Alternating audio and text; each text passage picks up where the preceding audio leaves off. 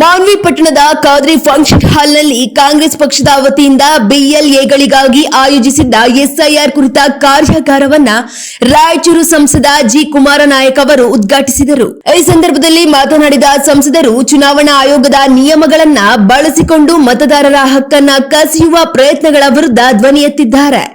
ಕಾರ್ಯಕ್ರಮದಲ್ಲಿ ಪಾಲ್ಗೊಂಡಿದ್ದ ಮಾಜಿ ಸಚಿವ ಹಾಗೂ ವಿಧಾನ ಪರಿಷತ್ ಸದಸ್ಯ ಎಸ್ಎನ್ ಬೋಸರಾಜು ಅವರು ಮಾತನಾಡಿ, ಸರ್ಕಾರದ ಪಂಚ ಗ್ಯಾರಂಟಿ ಯೋಜನೆಗಳ ಲಾಭ ಪಡೆಯಲು ಮತದಾರರ ಪಟ್ಟಿಯಲ್ಲಿ ಹೆಸರು ಇರುವುದು ಕಡ್ಡಾಯವಾಗಿದ್ದು, ಮುಂಬರುವ ಸ್ಥಳೀಯ ಸಂಸ್ಥೆಗಳ ಚುನಾವಣೆ ಹಿನ್ನೆಲೆಯಲ್ಲಿ ಬಿಎಲ್ಎಗಳ ತಮ್ಮ ಕೆಲಸವನ್ನ ಅತ್ಯಂತ ಜವಾಬ್ದಾರಿಯಿಂದ ಮಾಡಬೇಕು ಎಂದು ಕರೆಯನ್ನ ನೀಡಿದ್ದಾರೆ. ಶಾಸಕ ಹಂಪಯ್ಯ ನಾಯಕ ಸೇರಿದಂತೆ ಪಕ್ಷದ ಪ್ರಮುಖ ನಾಯಕರು ಈ ಕಾರ್ಯಾಗಾರದಲ್ಲಿ ಭಾಗವಹಿಸಿದರು.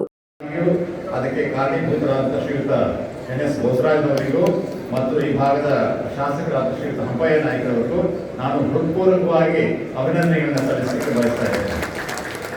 ಈಗ ತಾನೇ ಮಾತನಾಡ್ತಾ ಹೇಳಿದ್ವಿ, ಒಂಥರ ಡಿಮಾನಿಟೈಸೇಷನ್ ಇದ್ದಂಗೆ ನಿಮ್ಮ ಜೇಬಲ್ಲಿ ಇದ್ದಂಥ ಎಲ್ಲ ದುಡ್ಡು ಝೀರೋ ಅಂತ ಹೇಳಿದ್ರೆ, ಅದೇ ರೀತಿ ನೀವೆಲ್ಲರೂ ಯಾರು ವೋಟರ್ಸ್ಗಳಲ್ಲ ಅಂತ ಹೇಳಿ ಮೊದಲನೇ ಹೇಳಿದ್ರು.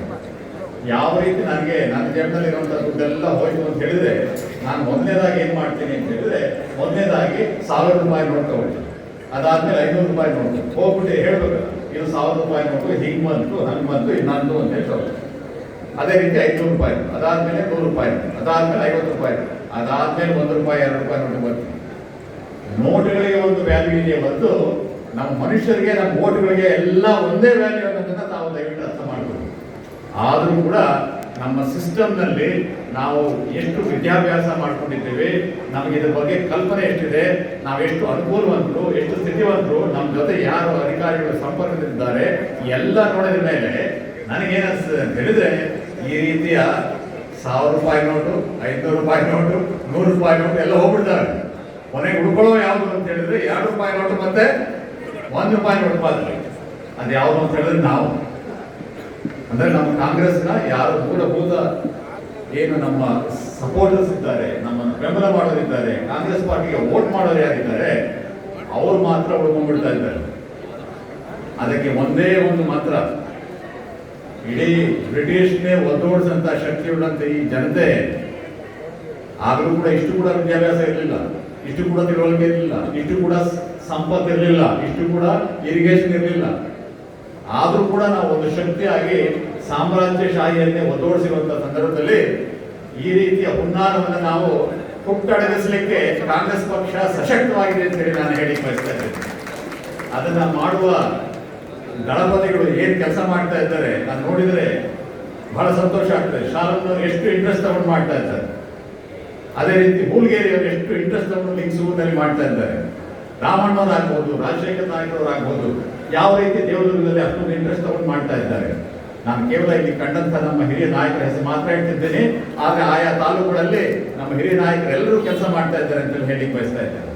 ಈ ರೀತಿ ಮಾಡೋದ್ರಿಂದಲೇ ಮಾತ್ರ ನಾವು ಈ ಒಂದು ಹುನ್ನಾರವನ್ನ, ಈ ಒಂದು ಆಕ್ರಮಣವನ್ನ, ಈ ಒಂದು ಸಾಜಿಷ್ನ ಹಿಮ್ಮೆಟ್ಟಿಸಲಿಕ್ಕೆ ಸಾಧ್ಯ ಆಗ್ತದೆ. ನಮ್ಮ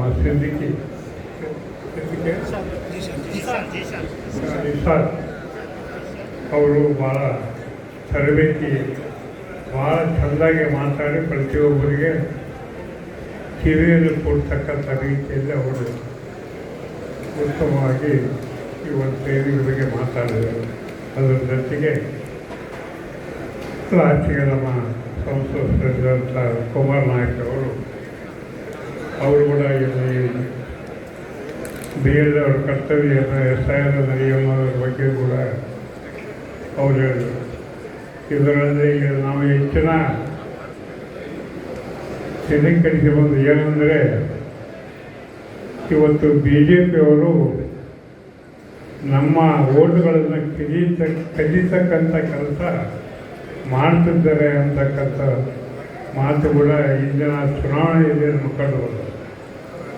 ಆ ಕದಿಬಾರದು, ನಮ್ಮ ಓಟು ನಮ್ಮಲ್ಲಿ ಇರಬೇಕು, ನಮ್ಮ ಪಕ್ಷದ ನೋಟುಗಳು ನಮ್ಮಲ್ಲಿ ಇರಬೇಕು ಅಂತಕ್ಕಂಥ ರೀತಿ ನಮ್ಮ ಹಿರಿಯರು, ಮುಖಂಡರು, ರಾಜೀವ್ ಗಾಂಧಿಯವರು, ಮಲ್ಲಿಕಾರ್ಜುನ ಖರ್ಗೆ ಅವರು, ಸೋನಿಯಾ ಗಾಂಧಿಯವರು, ಇನ್ನು ಎಲ್ಲ ಕೇಂದ್ರ ಸರ್ಕಾರದಲ್ಲಿರ್ತಕ್ಕಂಥ ಕಾಂಗ್ರೆಸ್ಸಿನ ಮುಖಂಡರನ್ನು ಕರೆದು ಇದಕ್ಕೆ ಕಡಿವಾಣ ಏನು ಮಾಡಬೇಕು ಅಂತಕ್ಕಂಥ ರೀತಿಯಲ್ಲಿ ಈ ಒಂದು ಕಾರ್ಯಕ್ರಮ ನಡೆಸಿ ಪ್ರತಿ ಬೂತಿನವರೆಗೂ ಹೋಗಿ ಈ ಒಂದು ಕಾರ್ಯಕ್ರಮ ಅತ್ಯುತ್ತಮವಾಗಿ ಸುಧಾರಿಸಿಕೊಟ್ಟು ನಾವು ಒಂದು ಓಟು ಕೂಡ ಕೆಳದಾದಾಗ ಮಾಡಬೇಕು ಅಂತಕ್ಕಂಥ ರೀತಿಯಲ್ಲಿ ಈ ಒಂದು ಇದೇ ತಿಂಗಳು 1ರಿಂದ 30ರವರೆಗೆ ನಡೀತಕ್ಕಂಥ ಒಂದು ಈ ಕಾರ್ಯಕ್ರಮದಲ್ಲಿ ನಾವು ಹೆಚ್ಚಿನ ರೀತಿಯಾಗಿ ಈ ಒಂದು ಕಾರ್ಯಕ್ರಮ ನಾವು ಅಳವಡಿಸಲು